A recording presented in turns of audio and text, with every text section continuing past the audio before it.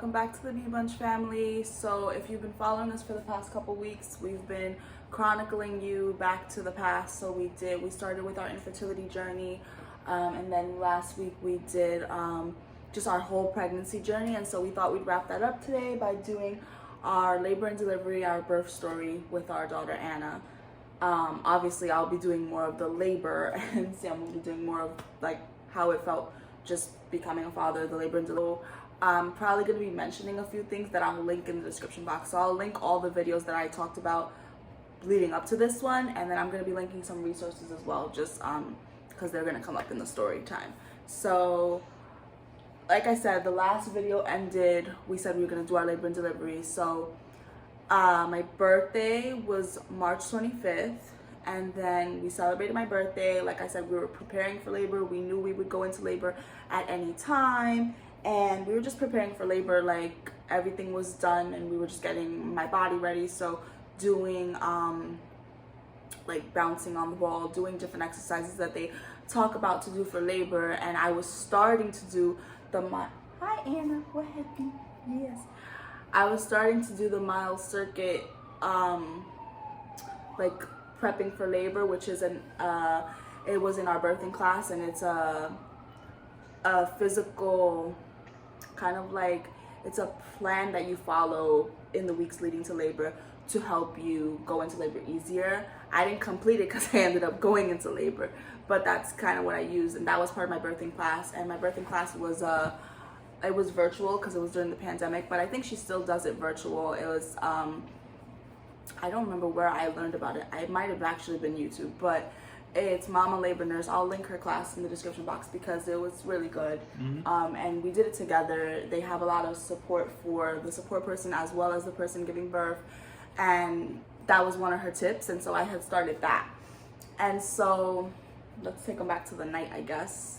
Well, I don't remember what we were doing. I think we ate dinner. So it was a Sunday night.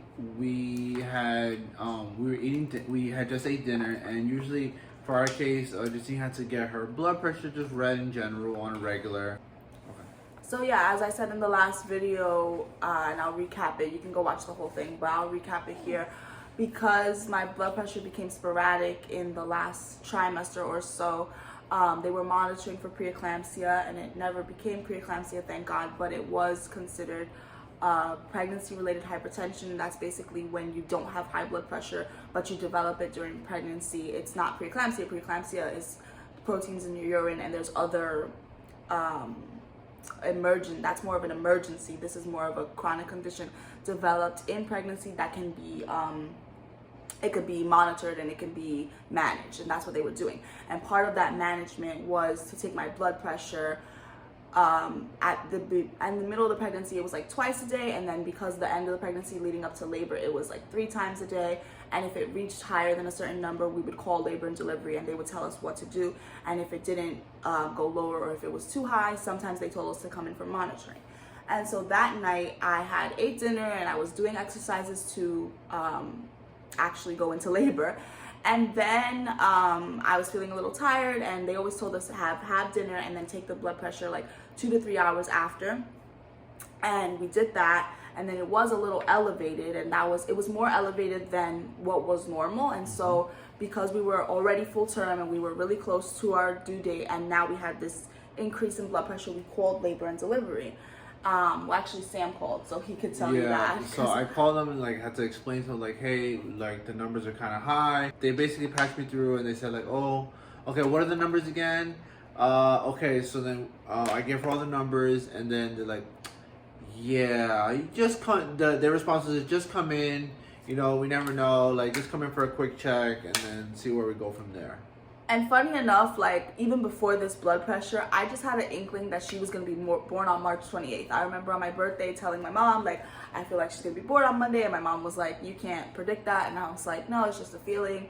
So going into the hospital, we did go initially for the blood pressure, but I knew there was a chance that they would say, we're going to keep you or something like that. So we brought our bags and everything. And to be honest, I wasn't nervous. Like a lot of people are scared of labor or nervous with labor or nervous. But like I said in my previous video, once I reached full term, that was what I was nervous about. And so once that happened, I wasn't nervous. I really wanted a peaceful labor, and that's what I was focused on. I took the birthing classes. I felt pretty prepared. I mean, you can never really be prepared. It's your first baby, and you don't really know until you know. But you're as prepared. Yeah, you're as prepared as you can be. As prepared as you can be. And like, I did make a birth plan, but I wasn't upset when things changed, because my main thing for my birth plan was that our daughter be born into a calm, loving environment, and that it wasn't chaotic, and that we were calm, and she was brought into the world in like, not in chaos, not in negativity, and positivity, and that still stayed the same. So as long as that stayed the same, I was good. But initially, I did go in not wanting an epidural. And it's not because I'm like against epidurals. I just wanted to experience natural birth, and I wanted to, I didn't want to jump to the epidural. I've seen women who, you know, as soon as you go into labor, they offer the epidural. And if I didn't need it, I didn't want it. It was like, if I needed it, I was okay with having it. But if I didn't need it, I don't want it, or I don't want it till I need it. So, and I'm glad I did that. Like, even though I ended up getting the epidural, and I'll get into it more, but even though I ended up getting the epidural, I'm glad that I started off not having it and then getting it when I absolutely needed it. Because, and I think if I got pregnant again and labored again, I would still try, and then I would still get it when I needed it versus like right away. Because I'll get into more reasonings, but I just really think that helped my body progress better, and I just really think that it was a better experience for me. But that's for me. I'm not against it, and people need to do what they need to do for themselves, but I'm glad with the choices I made in my labor. So getting back to it, yeah, we took the blood pressure. They said to come in for observation. We took our bags knowing that I knew. I don't think you were like, oh, they're not going to keep you. Like, she's not going to be born today or whatever. I said maybe. And also, but you were like leaning towards maybe, but you didn't think so. But I was like, I'm pretty sure they're going to keep me. I'm pretty sure they're going to probably like say that it's too close to labor or something. Yeah. And we were already been like getting in our minds of being prepared for a while already. And the bags, so we packed the bags like a month or two before. Like once I hit 30 weeks, I think we packed the bags. Yeah, and just like how you read about, you watch movies and stuff, we literally left them by the door. Just leave it there.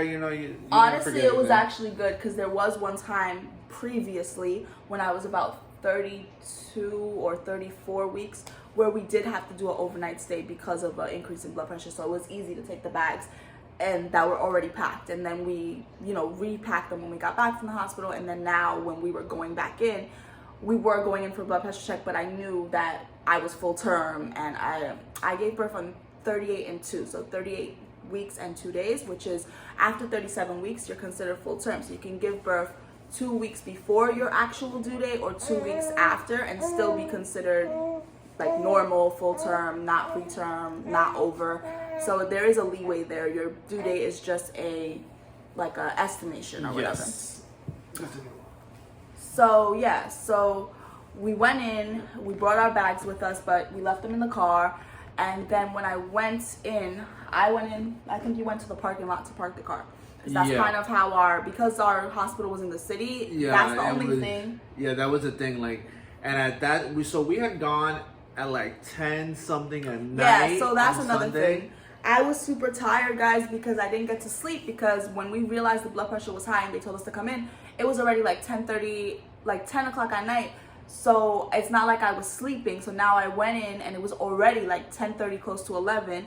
And now it was like the time I would sleep, but then all this stuff happened. Yeah, so I went upstairs and, well, actually the way my hospital was set up, and I thought that was really nice. Downstairs, they kind of do a triage of labor and delivery. So when you come in and you say, hey, I was told to go into labor and delivery, they do a triage where they just evaluate you. So I went in, I told the security guard, oh, they told me to come into labor and delivery for a check. He said, okay. Then the nurse came and said, oh, they told you to come in. I said, yeah, I called. And I explained to her, I said, oh, okay, so I have this blood pressure issue. She looked up my chart. I told her that my blood pressure was high in the house. And they told me to come in for monitoring. And she said, okay. So then she took my blood pressure. It was still high, but it was lower than it was when we left the house. So that made me happy. And again, I wasn't nervous, because I was like, well, if she's coming today, she's coming today. If they got to take her out, it's not like she's going to be It's not like she's gonna be premature, and I didn't have any bad symptoms. So they had told me the symptoms to look out for preeclampsia. I wasn't having any of those symptoms. It was just the blood pressure reading itself. So I wasn't nervous. I was pretty calm. But I did see that it was lower, and I was like, okay, it's lower, but it was still high. So she was like, I told her the number at home, and she was like, okay, well, it's lowering, but still high. We'll take you in. Took me upstairs. They took all my information, and they put me in a bed. And at this point, it wasn't in a room, but in a bed, like in the bay. And the head nurse, the head doctor, they came, and they put me on a blood pressure. So the way they used to do my blood pressure was that they would just program the machine to take it every 15 minutes, and you would just get like a long reading of all the blood pressures for however long they were monitoring you. So she did that for about, she put it at first on every 5 minutes, and she did that for about 20 minutes. So she saw the readings, like 3 readings at that time. Hi, Mama. Hi. She saw like 3 readings at that time, and it was high, but it wasn't like dangerously high, and it was lowering, but it was still high for someone who was so close to labor. And basically also at that point, they did basically what they do in a non-stress, which is 2 monitors on your stomach. One is monitoring the heart rate of the baby, and one is monitoring your contractions. And the way I did non-stress tests every week, my last week of pregnancy, 2 times a week, because of the blood pressure. So I already was familiar with that. And so you do get contractions at the end of your pregnancy, like almost like Braxton Hicks, normal contractions. You can't even feel them, but the machine will pick up on them. And so I was used to that. And my nurse in the hospital had said, if it's like, when you see like it's the number will be like 70, 80, 100, like between 70 to like 120 is still considered like Braxton Hicks or early contractions, but they're not like intense contractions, they're not labor. But if you see it go over that number, it's labor.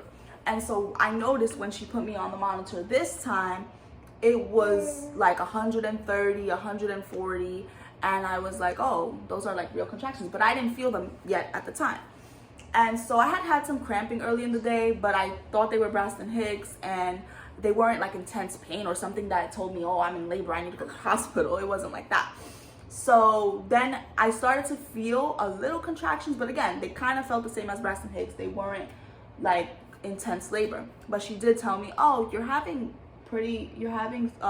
contractions, like not Braxton Hicks, you're having actual contractions. And then when she checked me, I was 3 centimeters dilated already. And Sam wasn't there yet at this point. He was still parked in the car. But she said, oh, you're 3 centimeters dilated. You're actually having contractions.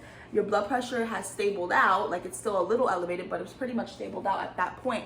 But we're going to keep you because you're having these contractions. So let me go talk to, she told me, let me go talk to the other, like they used to work in a team. So let me go talk to the team. And then you got there.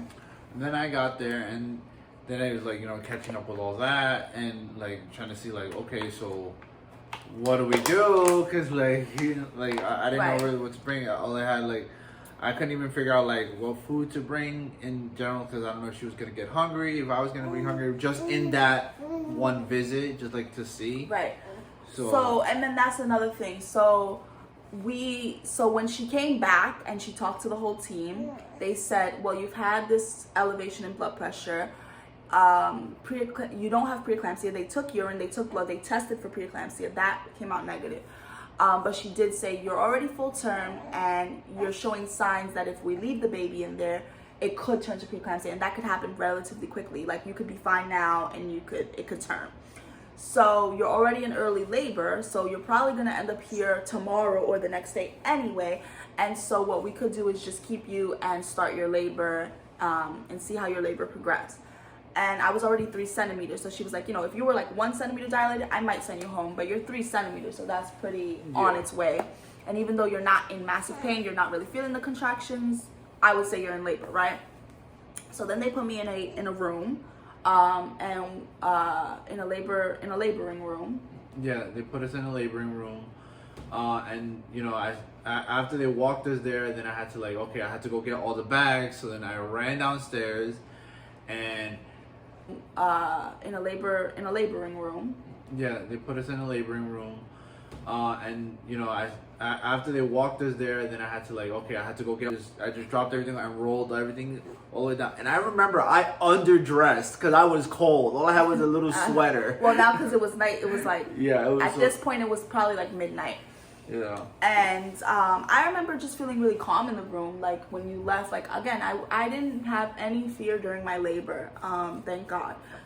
But I really felt like, okay, we're gonna have a baby today. Like we were like actually happy when the nurse came back and told us, okay, we're gonna keep you. You're gonna go into labor. We're gonna give you some help to go into labor. I felt good about that. I was happy about it. I was like, okay, yay. I already knew kind of in my head, so I was happy about it.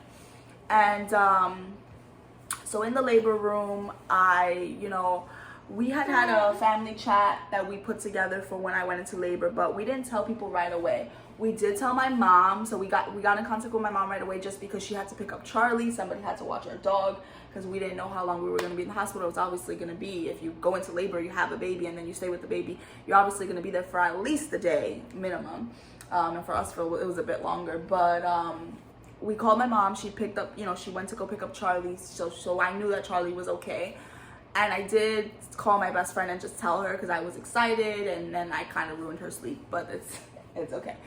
And then, so it was like 12 midnight, but I don't even think at that time I knew it was 12 midnight. Like I lost all concept of time in labor. So yeah. Sam's the one that knows the time. Because like I lost all concept of time. I didn't even realize till the end that I had been in labor for a whole day. It was crazy. But I got ready. She put me in I brought my own gown. Recommend. Bring 2 gowns, by the way. I'll get into why. But if I did out of like, I'm just going to bring 2 gowns. I didn't really know. Nobody told me, but I was glad I did. So, so I went into my first hospital gown, and they told me that they were going to so I was already 3 centimeters, and then they put a Foley bulb in, which is a silicone like tube. They fill it with water and it helps you dilate naturally. And they put that in to get you to 4 centimeters because she said that once you reach 4 centimeters, you're like in another stage of labor. So they're trying to push you from that first stage to like that second stage. There's 4 stages of labor, so they're trying to push you from stage 1 to stage 2 to kind of get things going. And so I was already 3 centimeters, so she was like, sometimes we put these in and the woman's only like 1 or 2 centimeters and it takes a long time, but you're already 3 centimeters, so luckily it might not take that long. So they put the Foley bulb in, which was uncomfortable, but it wasn't painful. I wouldn't say it was painful, but it was uncomfortable, and then it was kind of weird to walk around with that inside, but it wasn't painful.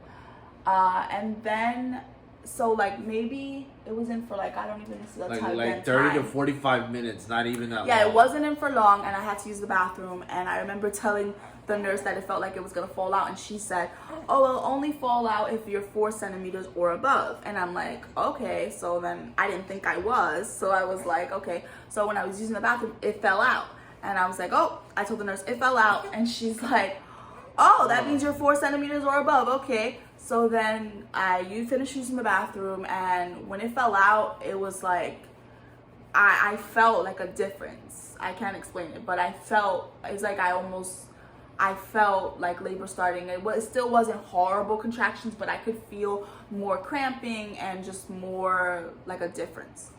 And I went back and she said, okay, let's see how many centimeters you are. And then she said, oh, you're 4. I think I was 4, exactly 4. 4 centimeters. And so after I was 4 centimeters, honestly, the beginning of labor wasn't that bad. Like they kept asking me, do you want an epidural? Do you want an epidural? And I was trying to do it without the epidural. And at that point I was fine. So I was like, no, not, And I guess on the monitor, the contractions looked crazy because I did see the numbers like 200, 300, whatever. But I was okay. So in high school, like, I guess I'm used to bad cramps. I get bad cramps with my period. And so that's kind of what it felt like in that stage. So it was something I'm used to. And so I was okay. And throughout my labor, I was trying to meditate and things like that. So I did do that. So yeah, Sam went to go change the baby, but they'll be back. But I'm going to continue. So then I was 4 centimeters. Labor was progressing, but it was still okay. And they did give me small doses of Pitocin throughout, just because I had started labor, but we were trying to like progress labor, and I consented to that. I knew that from before. They had said like with the blood pressure that sometimes it's better to do that, and so that was fine. And so they did do that through the IV, and slowly the contractions started picking up. But again, at this point, it was okay. Honestly, one of my things with the labor was that because we went in at 10:30 and then we were laboring, my labor was full 18 hours. It was more that I was so tired and I was trying to sleep, but I couldn't sleep because even though I could handle the pain at that point, it wasn't pain that I could sleep through. So it was more like, I'm so tired, how am I gonna labor, continue to labor? So I was trying to sleep. I think at that point the pain was, I could feel it, but I think I did get like a nap in, but it was a very short couple of hours. Like I said, it was bearable, but I was just trying to get rest because I knew that I was gonna have to push the baby out, obviously, and you need rest for that. And I didn't get rest because we came in at 10:30 at night, and I was kind of worried about that, and I was exhausted at that point, but I was still pushing through. And so those couple of hours we tried to rest. I tried to rest, but it was hard sometimes to try and take a nap or sleep with doctors coming in to check you, and then also with you're trying to sleep through the pain. And it wasn't painful enough to need an epidural yet for me, but it was painful enough that I really wasn't sleeping. Yeah, well, I was up all night. Like I didn't even sleep while we were in labor and delivery. I didn't sleep. Like when she had that, like one of the naps that she had for me, like it was about 10-20 minutes. Yeah. I literally like took out a computer and was about to start doing some work that I had, because I took the day off from work the next day, obviously. So then I was like, let me see if I can catch up on something. Called out at that point? Yeah. You see, that's what I mean. Like the time, for me, it felt just like I just lost all concept of time. Like literally when they moved us into the labor and delivery room, the first thing I did when she settled into bed was take out my computer, email my job, not coming in, watch the labor, bye. Like very short, quick, bye. Like that's it. It's close. So then I thought, let me just get some work done while she's asleep. But then I opened up the computer, got into the system, and then that took about 10-15 minutes in itself because it's complicated with the hospital Wi-Fi and stuff. And then after that, then I was about to start, and then she woke up. Oh, never mind, forget it. It's like there's no point. Yeah, so I couldn't really sleep through the pain. And then I don't really know, honestly. So I know that they told me at the end that my labor was 18 hours. But like I said, the concept of time, I was just focused on staying calm, trying to do my meditation, trying to sleep, experiencing it, kind of also trying to enjoy our last moments, trying to enjoy our labor and delivery. We were like, as I was resting, we were talking about the baby, we were talking about Anna, we were enjoying, we were talking, we were trying to make it an intimate experience. So we had decided long before COVID that it was only going to be me and Sam in any delivery room. But then with COVID, we didn't really have that choice. But it was that our birth plan was never affected by COVID because we always wanted it to just be us. I know a lot of people like to have like their moms and families and sisters and all these people, and that's fine if that's good for you. But for me, I believe that labor is an intimate experience and it should kind of just be the parents. And for us, that's what we did, and I would do it again. Like that was a good choice. That was the right choice for us and for me. Yeah, absolutely. And Sid, we were trying to also enjoy those last moments of like just talking and, you know, looking forward to like, oh, we're in labor, we're finally having. It was like in the middle of that labor and it wasn't that crazy yet. They came in and they said that I was like 6 centimeters at that point. Oh yeah. And they couldn't check you too much because that risk infection, but they try to check, you know, just because you want to check for those transitions. Like I said, there's 4 stages. And so I think the 3rd stage is like when your water breaks and then you're going into what they call active labor. And then the last stage is actual like pushing labor, right? So active labor, from my birth classes and from experience, is the most painful part of labor. And so she came in and she said, well, we could break your water. Now, here's the thing.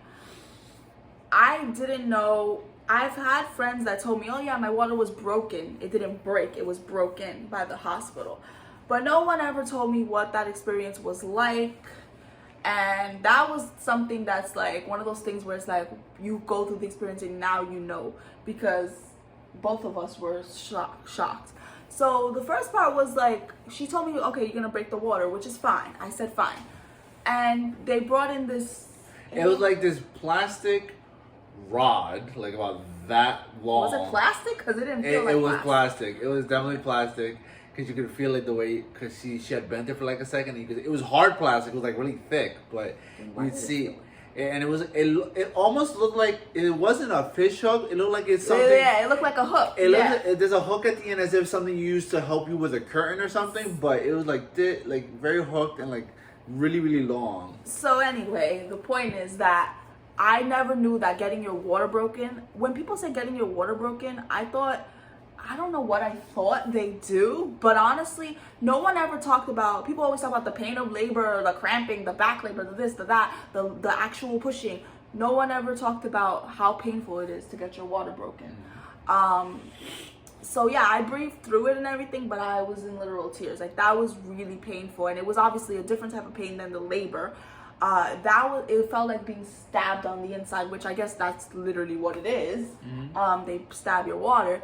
But the other part that was so surprising about my water was, I know the baby's encased in water, and like I know they check your water levels throughout the pregnancy, because it's bad to have too much water, it's bad to have too little water. Obviously you have to have a certain amount for your gestational age, and we never had problems with that. She was always fine. But I know the baby's encased in water, but for some reason I didn't think it was so much, and I didn't think that when your water broke it was so much. And that's one of the reasons I said earlier I was so glad I bought 2 birthing gowns, because I ended up wearing one for the actual labor and then wearing one for the hospital stay, because my gown and I didn't want to wear the hospital gowns because they're like paper, and at least mine was comfortable, and I wanted to be comfortable. I brought my own stuff because I wanted to be comfortable. But anyway, the point is that when they broke the water, a lot came out. That I expected. But then, like, so much water kept coming out for hours. Like, yeah, because it's a slow drain. So like when they do the initial pop that you see in movies and things like that, that's like the majority of it. Like, it just goes in one go. Like, and that was a lot. Like, the whole bed got soaked. She even said she needed more. She even called another nurse because she said she needed more towels and things like that, and so it was a lot. Yeah, but then after it was over, then it continues to leak through for hours. That part I didn't know, and it would be like every time we use the bathroom or get up or walk around, it would be like gushes. It wasn't like a trickle like I thought it would be. It was like more gushes, and it was kind of crazy how much water is inside when you, like, how much of the baby is water was kind of like just surprising. Yep. I'm not sure how many hours went by. I didn't get any sleep. I know I was like tossing, turning, trying to get sleep, but it wasn't working. And then I don't know how many hours passed between that and like that transition where I was in so much pain. So I know that, from what I remember, is that we did have to ask if she was allowed to eat, because I do want to talk about that. Yeah. So the only reason that I was allowed to eat, and this is another reason why I'm so glad that I tried to do it without the epidural, even though I did end up getting it at the end. And this is why one of the reasons why I'm so happy that I waited till I needed it, and why I would do that again, is because you can only eat if you're not under the epidural. Once you get the epidural, it doesn't matter if you're in labor for 2 hours, 10 hours, 24 hours, 48 hours, you can't eat anymore. You can only drink and have like ice chips. But if you don't have the epidural in your system, you can still eat as long as your body can tolerate it. And for me, there's no way. I was too hungry, and labor was too much work, and just having, even though I wasn't going to eat a full like meal, having those small snacks and being able to do that helped me keep my energy up. And so I was glad that I didn't have the epidural at that point. Yeah, so that's what they told us. We did have to ask about her eating, and then eventually, they asked, because they saw that, I was like, oh, did you eat? Because they asked me too. I'm like, no, I didn't eat yet. So the nurses would provide food for me as well, because they felt like, well, he's a support person, he's here too, like he needs to eat too. Otherwise, I don't remember what I ate like at that point. The first meal, I think, was breakfast. Was like the very, because that was the first, because we already went I past. think, yeah, I didn't. Like I said, I didn't sit there and eat a whole meal. I was still in labor. Yeah, the game. But I ate. I think I like drank the milk and Yeah. ate like the little fruit cup and at least Yep. had snacks. And Yep. then like we think we had brought some snacks from home. Yeah. And I was like, I think we brought like fruit snacks, like Burned through that really quickly. crackers, like crackers. And then I was drinking a lot of water. And then at one point, I think I asked for tea. Which is funny because if you guys watch Call the Midwife, which I'm addicted to and watch now, the season I'm on now, because I'm binging all of it and it's going to take me forever. But if you watch it, I didn't know this back then, but that's actually an old trick from like the 50s. Instead of drinking water during labor, they would offer tea, and that's because they would offer tea with sugar, and it would keep the laboring mothers up and keep you having energy without having to eat snacks or heavy meals. So they never told me that, but when I was watching Call the Midwife, I know it's fictional, but it's like there is a lot of accuracy in their stuff. That was one of the things, and I was like, oh, that's funny, because I actually did ask for tea, and I drank tea with sugar, so that was helpful, and just snacks. And then how many hours was that? So then that was know. like around 8 The o'clock time. was breakfast. So that's when they gave us everything, the give or little food. take. And in between that, like the contractions were starting to intensify little by little. Like every hour or about half hour or so, it started to creep up because I was watching the monitor like a hawk. Like, okay, it's going up too high. It's bothering me. Like I was like, so then. Well, the contractions could go up. I know. Nothing's gonna happen if I you know. have like. You don't want the blood pressure to go up. You don't want your heart rate to go up. You don't want the baby's heart rate to destabilize or anything. But Right. The baby's heart rate and her That never never an issue. destabilized. Everything was regular. The thing that kept going up was someone's fighting a nap. she don't want to go to sleep. Is the contractions, but that's about That's it. normal, but So- I guess it scared you. Yeah, so like around 9 o'clock in the morning Yeah. to like 10:30 in the morning. Yeah. Things really intense, like her You wanna look at contractions the camera? accelerated a lot. Like it started to get really intense.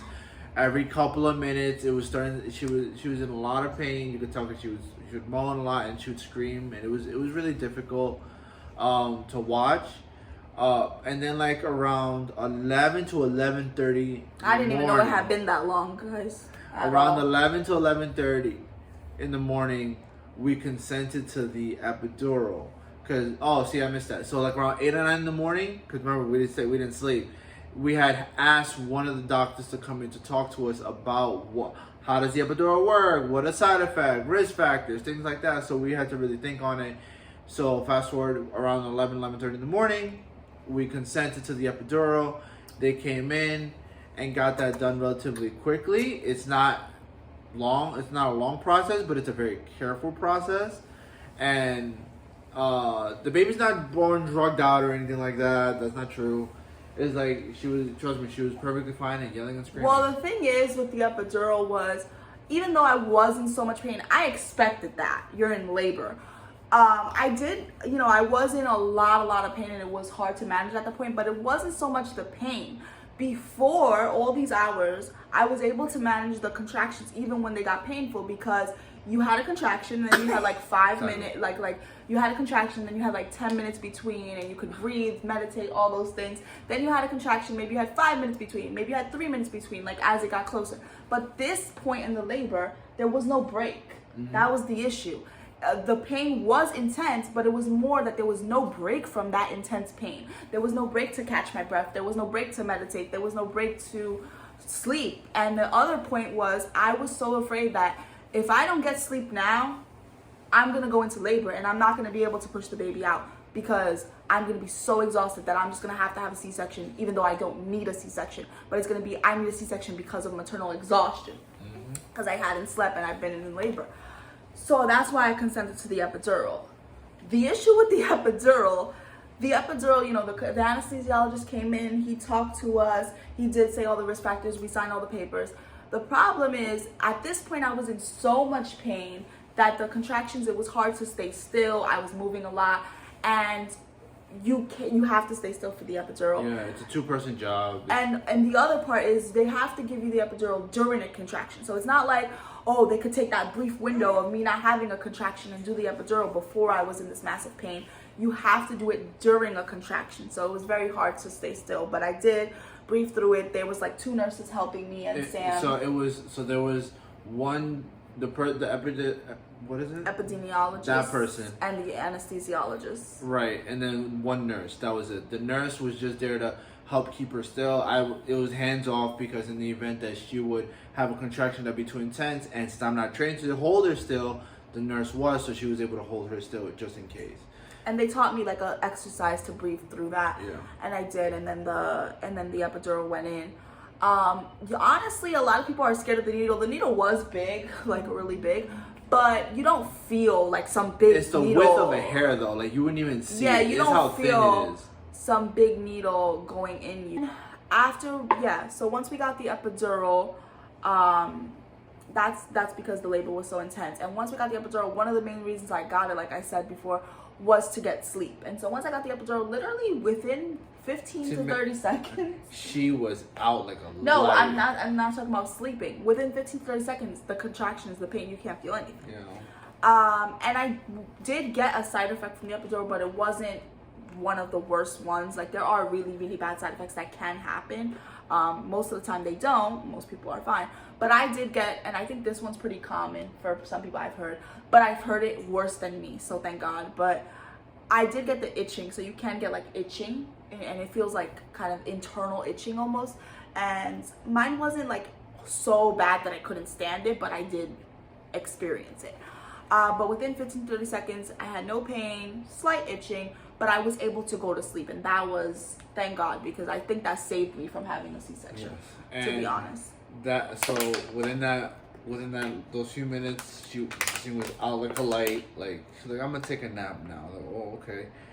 But while she I was, had no idea what you were doing. Well, I just in that moment I didn't even care about work. So I didn't even bother opening up my work laptop and all that stuff. I literally just opened up my phone and started watching. You didn't go to sleep too? No. You should have went to sleep too. No, I watched like a YouTube movie or some YouTube show or something like that. Why didn't you go to sleep too, since we were both up? I was already up. My internal clock. It was the middle of the day. Like I know, like I didn't even know it was the middle of the day. See, guys. I knew it was like maybe some other time, and then literally like within an hour of her falling asleep, she literally rolls over, sits up and just wakes up and says, I'm ready to push now. What? Oh, okay. So like I was about to run out and get a nurse. Once I got the epidural, they told me, okay, honestly, guys, I'm very thankful for this, and I don't know if it's just my body, my luck, or if it actually was like the yoga and all the stuff that I did in my pregnancy, or if it was a combination of all of those things.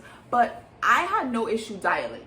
I dilated pretty the way you're supposed to, and that wasn't an issue. They weren't like, oh my God, you're not dilating, because some people end up needing a C-section because they just don't dilate, and that, thank God, that wasn't an issue. So when they went and broke my water, not when they went and broke my water, that was like 6 centimeters. When they gave me the epidural, they also said that I was about 8 centimeters, and so they said, oh, you should be good now, like we should, things are progressing. And so I went to sleep. And I think sleep actually helped because my body was relaxed. And I slept for maybe like an hour. An hour. And I didn't know what time it was, but apparently it was the next day. And like I said, I lost track of time. But I woke up like that and told him, oh, it's time to push, because that's why I woke up. Like, I think I would have slept longer. I woke up because I felt the baby lower, and I felt the pressure that the doctor said. The doctor said, if you feel pressure, call us. When you feel pressure, call us. So that I slept through dilating from 8 centimeters to 10, right? And when I woke up, it was time to push. And so I told him that's our funny little, the way he says it, and I called the nurse, on the button, and they came in and they said, oh, you think you're feeling pressure? I said, yeah. So then they checked and they said, well, yeah, you're 10 centimeters. So then they told me, they said, okay, it's time to push. So when they brought in the team of people, it was a nurse, the doctor. So it was the nurse, the doctor. I consented to a student. There was a student there that she didn't really do anything, but she was like observing. There were 2 doctors. No, it was one. They took turns. So it was one doctor that was by herself, then the nurse, and then the student.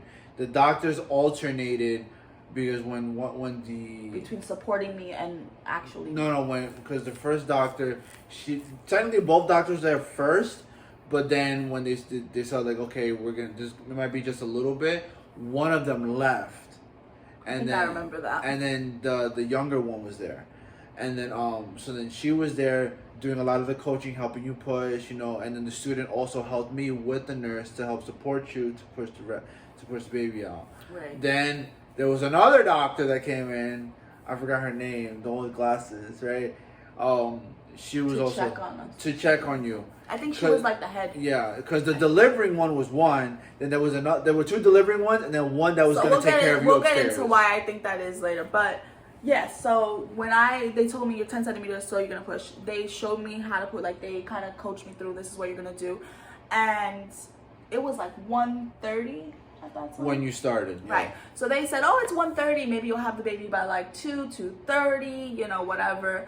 So they told us, they told me how to push. And the way they had me do it was like, at this point, guys, at this point, I still was under the epidural, but I could feel the pressure. So I knew when I was having a contraction, but it wasn't painful, but I could tell.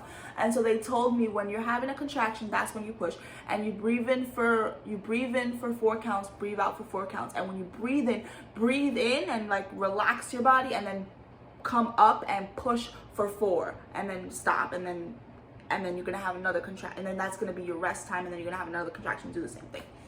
So we did that for a while, and literally like an hour went, but we kept doing that.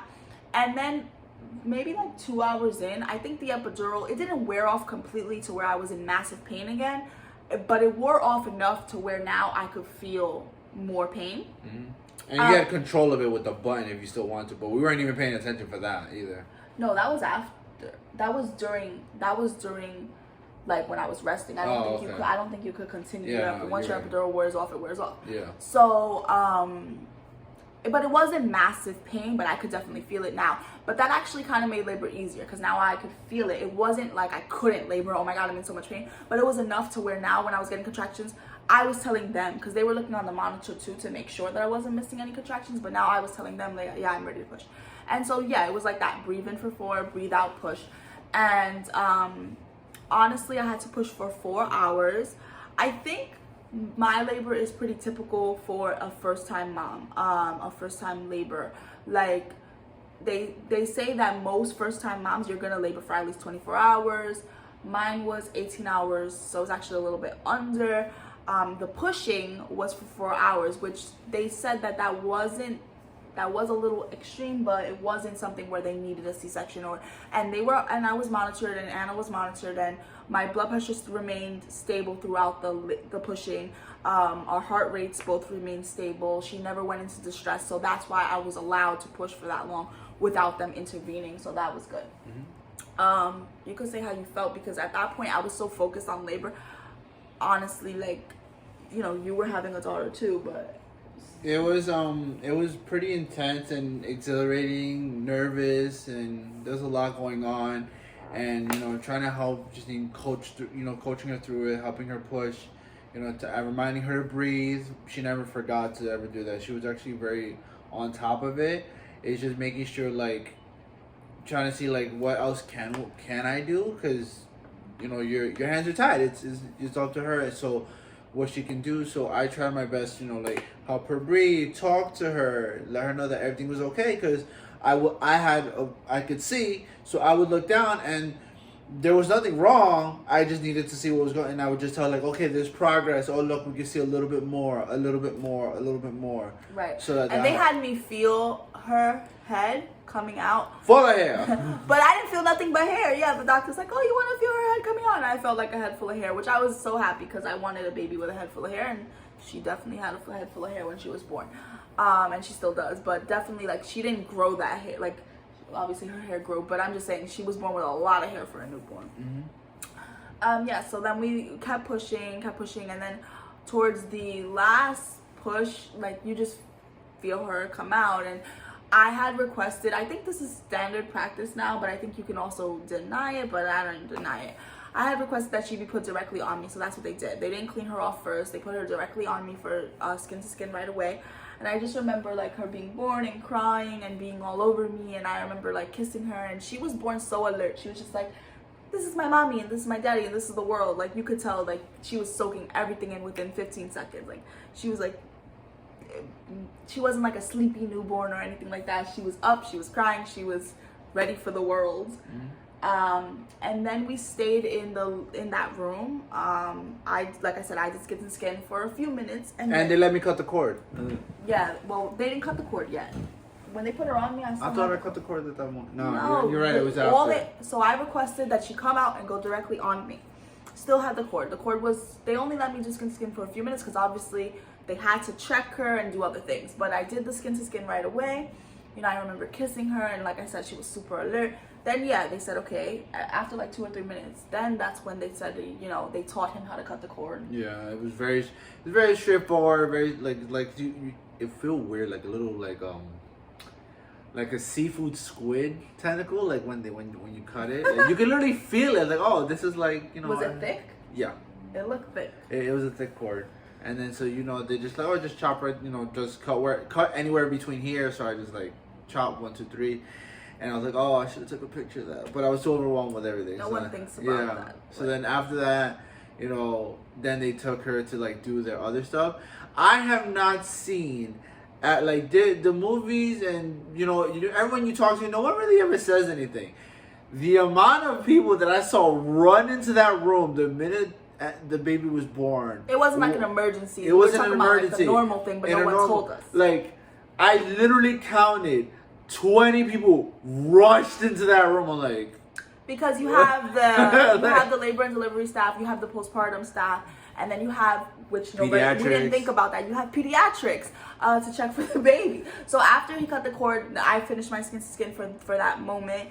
Then they took her to check her and do the Apgar scars and like clean her up and everything like that. And I remember them saying, I was still in the bed, but I remember them saying she peed on the nurse. Yeah. So she peed like right away. So they were like, well, her bladder works. And at that point, Sam went to go. Oh, so we stayed in a private room so usually by default all insurance, at least if I'm aware, from what I read, the insurance policies, they'll by default they keep you for semi-private rooms. Well, some hospitals just have private rooms. Yeah, some hospitals do have private rooms on their own, and you never have to worry about that. But a lot of other places have semi-private and private. Naturally, the insurance will choose the semi-private because it's cheaper. Right.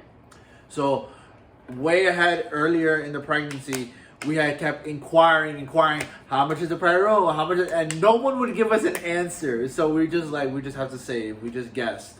And then while they were taking care of the baby and Justine at that time, they pulled me out of the room. They said, okay, you said you wanted the private room? Yes. Are you sure? Yes. So then I was like, okay. So it costs this much. Okay, where do I sign? So then like, okay, come. So then I went outside and then like in my socks, and then I had to like fill out all the paperwork, give them my credit card information. They ran the credit card right there in that moment, right, to charge it.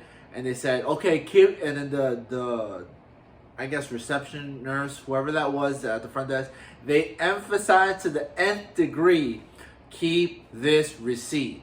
Keep this receipt, keep this receipt, keep this receipt. Fast forward real quick, we got a bill for the room. They probably know that billing doesn't keep track. We got a bill for the room, and they're like, here's the receipt, guys. But getting back, so while he was handling more of the paperwork stuff, which your support person should be the one doing that, obviously, that's when I gave birth to the Afterbirth. And I knew about the Afterbirth. I took the birthing classes, but for some reason, I forgot all about the Afterbirth. When she was like, oh, you have to give birth to your Afterbirth, I totally forgot. I missed that. While that was happening, that's when I was outside. That was quick. She like pushed on my stomach, did whatever, and it came right out. And then I actually donated. So during my pregnancy, obviously it was COVID. We were just starting to stable out in the pandemic, but still really not, because there was like surges. It was still the pandemic. And they were still trying to do a lot of research with COVID. And they went around and they asked women that were pregnant if they were okay, people that you had to have had COVID in the past and be vaccinated. That was part of the study. And they asked us, if you've had COVID in the past and you've been vaccinated, we want to look at how COVID, I guess, how actual COVID and how the vaccine affects the baby in utero. And so because of that, we are asking women to participate in this study, and I did. So I was part of that study. So the way that study went, the reason I was part of that study is because it was pretty non-invasive. So I was like, well, help science, and it wasn't invasive, so I was fine with it. And so the only thing I had to do for that study was I had to give 1 extra vial of blood every appointment that they would collect and use for the study. And then they said, after, when you give birth, we're not going to be in the room for the labor, which they weren't, but after, when you give birth to your afterbirth, the scientist team comes and they collect the placenta, and they take blood from the placenta, which they're going to use for the testing. And so essentially I donated my placenta to science, but I wasn't going to do anything with the placenta anyway, so I didn't care. So they came in, they did that. So I gave birth to the afterbirth. She came in, she had me sign the form stating that, yes, you completed the study, you consented to donate your placenta and the blood. And so I signed that paperwork and gave it to her. And then we were still in that room for a bit. So Sam came back, and then he did skin to skin with Anna. Not in the labor and delivery. It was upstairs. No, it wasn't. Yeah, we have a picture. Oh, I don't remember. Then that part I don't remember. We have a picture. Oops. It was in the room, and then so we told so at that point he did skin to skin, and during the skin to skin, that's when we told everybody, like, she's here. We really weren't on our phones or updating that much. We had updated our family like I was in labor, and then I think we updated when I was like 10 centimeters, and then we didn't update again until a little while after she was born. We were really, really present, and that's how I wanted it, obviously. And so he did skin to skin with her, then I did skin to skin again. But then I think it was the wearing off of the epidural, lack of sleep, labor, everything. I started to get really nauseous.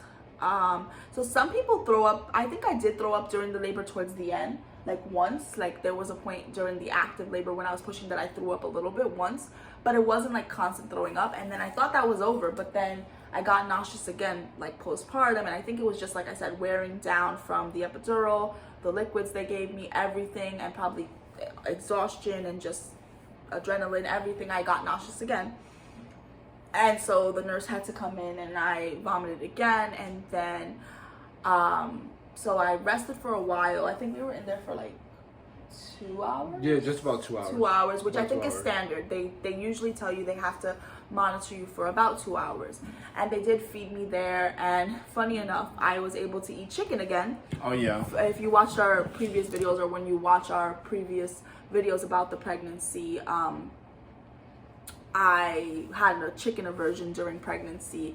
And so I had a chicken aversion during pregnancy. I really didn't eat chicken during the pregnancy. It was really intolerable to me. But right after labor, I was able to eat chicken. So that was one of my questions during pregnancy. I was like, how long is this going to last? Am I going to be able to eat chicken right when I give birth, or is it going to linger? And some people, I had spoke to other moms, and some people told me, no, right after you give birth, your body just forgets all about your food aversion. Some people told me their aversion lingered, and then some people told me that the aversions that they got during pregnancy, it never went away. Like they just never liked the food again. So I was actually like, oh my God, I like chicken. I don't want to have chicken aversion forever. But luckily, as soon as I gave birth, I ordered the chicken just to see, and it was great. And the food was actually good, and I was able to eat. And then so eating, kind of resting, the nausea went away. And Anna was still there. She stayed with us the whole time, guys. So you can opt for your baby to go into the nursery and the nurses take care of them, or you can opt for the baby to stay with you in your room the whole time.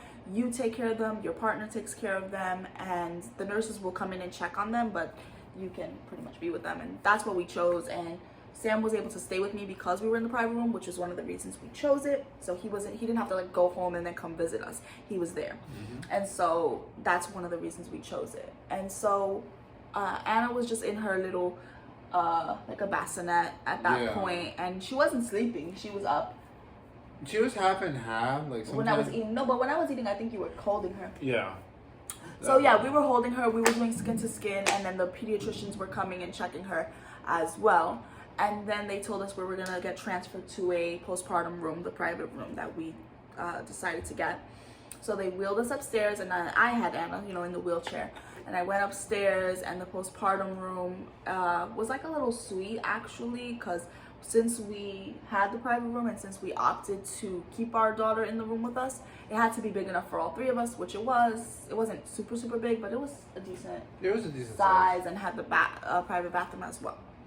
And then, like I said, we kept her with us. So that, the only thing was that since I did get the epidural had wore off enough to where I felt some pain, but I was still pretty numb. I wasn't numb enough to not be able, I was able to transfer myself from the wheelchair to the bed, but I was numb enough that I couldn't feel my legs enough that I couldn't really walk around. So unfortunately, I couldn't really take care of Anna that night. And so Sam took over for that night. Yeah, so that night, she didn't really cry as much. She cried here and there, but she was relatively quiet most of the night.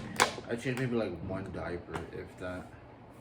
And she was okay. And then the nurse came in. She checked in periodically every couple of hours, but everything was generally quiet the first night. She didn't scream or nothing. The daytime was filled with like here and there cries. While we were like, she cried here and there. And it was just most like diaper stuff, but it was a little bit more. I'm gonna use this loosely, relaxed or on schedule than. And we were just happy she was finally here. Mm-hmm. It was just a feeling. It's really hard to describe. Like, I remember them putting her on me, and she just like, it was just like an instant. I mean, I'm not gonna say instant bonding in that way, because I feel like it was instant bonding the moment I found out I was pregnant. I felt like I was bonded with her from the pregnancy, but it's different when it's the baby that you can actually hold. Yeah. So in that sense, it was an instant bonding of like, I've heard other women say that, but until you experience it, it's different. And when I held her, even downstairs from when she came out, and then even when I held her upstairs, it's like there's like the whole world around you, like all the problems you may or may not have at home, or everything just melted away. Like, it does not matter. Like, literally, the world is a bigger place, but even with this, like, like something just in the back of my mind just like takes over. Like, none of that matters. Like, just figure it out. You was like, everything will literally be like, I literally remember my instinct literally said, everything will be fine. It just goes a little bit more into like protective mode, because now you have a baby to look after. Like, you're always protective of your house and your partner, but then like now with the baby, like something else like increases it to the nth degree. So if you also, another way to look at it is, if you never really cared about what other people thought in general about you or anything like that, then that gets elevated to an nth degree, because now you really don't. It's just about you and your family and that baby. And she was born so tiny. Well, not tiny. She was actually born at 6 pounds 13 ounces. So she was a good size, but she was just a tiny newborn, a newborn. And I just remember those 2 days in the hospital. We just focused on bonding. We focused on bonding pretty much throughout our postpartum experience, but pretty much those 2 days in the hospital, we did a lot of skin to skin, trying to latch. So I have never been able to fully breastfeed her, which I never really cared. I wanted the experience of breastfeeding, but I didn't care that we needed to supplement with formula. It didn't like upset me. So yeah, she did supplement with formula and do breast milk for the first like 4 months of life, because I did want to breastfeed and I did want that experience, and she loved that experience, and it was a bonding, but then my body never produced enough milk for her. So we did both. And so that was just learning that, bonding with her. Sam was able to stay with us, so he was there the whole time. And we did a lot of skin to skin, a lot of bonding with her. And to add, like, that first day, we were in the hospital 2 days, but that first day, and like, I went up through the night, I felt like time had really like slowed a lot. Like, I didn't even feel like I was rushed out of the hospital. I didn't even feel like I had no concept of time in terms of like, I don't know what time it is. It's more like, I know the time. It's like, that's all the time that has actually passed. I thought it would be like a few hours, and it's only been like 20 minutes. And like, at that moment, I just felt like it was so like, you didn't care. And I don't even know how long I slept, to be honest.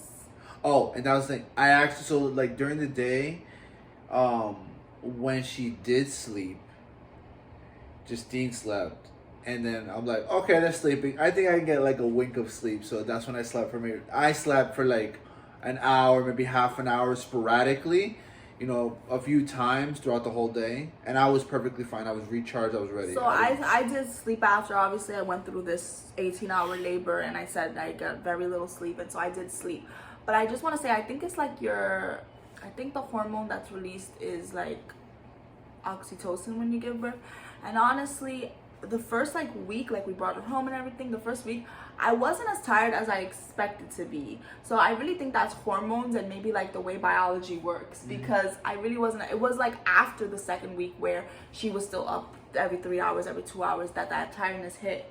But for me, obviously you didn't give birth, but I think that's like I think it's like something that biologically ingrained in us, that I just wasn't tired that first week, and I was able to bond with her and really, I don't know, it was just a really good experience. Yes.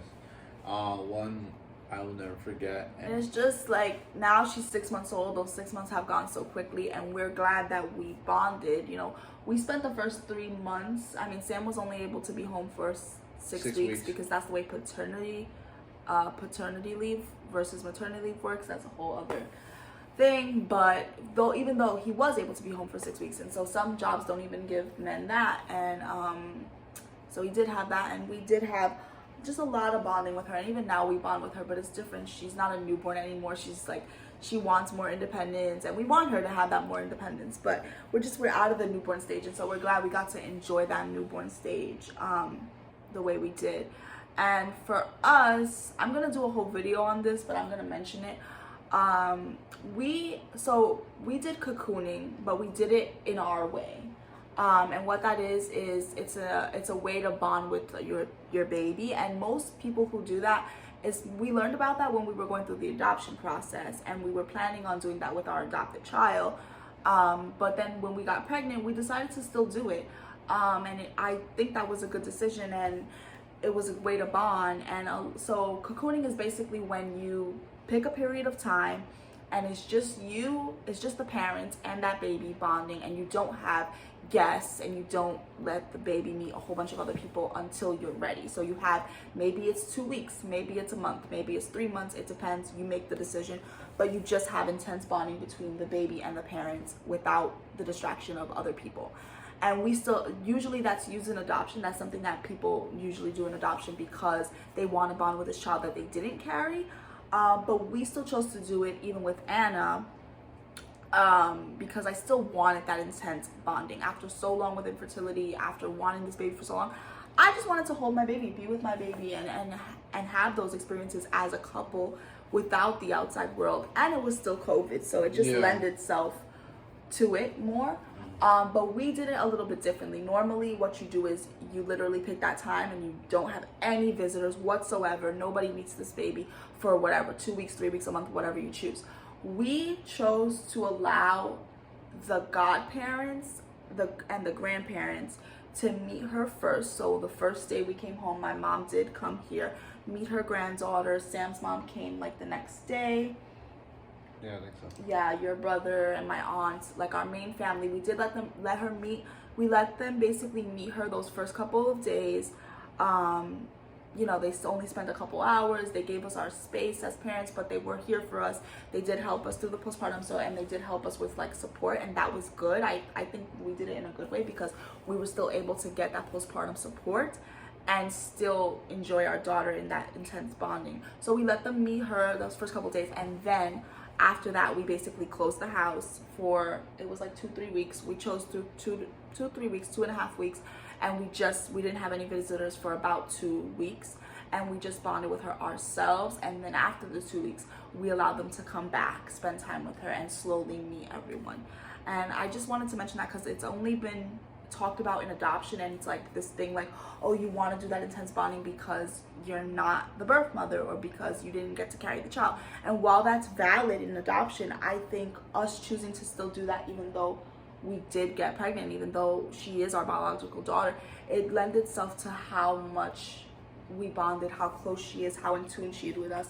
and it was just a decision that we made that I wanted to share for other people who maybe you're not adopting a baby, maybe you are getting pregnant, but that is an option, or if you are adopting a baby, that is also an option. That is just, I don't think it just has to be if the baby's adopted. I think close bonding with your baby in general is a good thing always, especially when they're so brand new and newborn.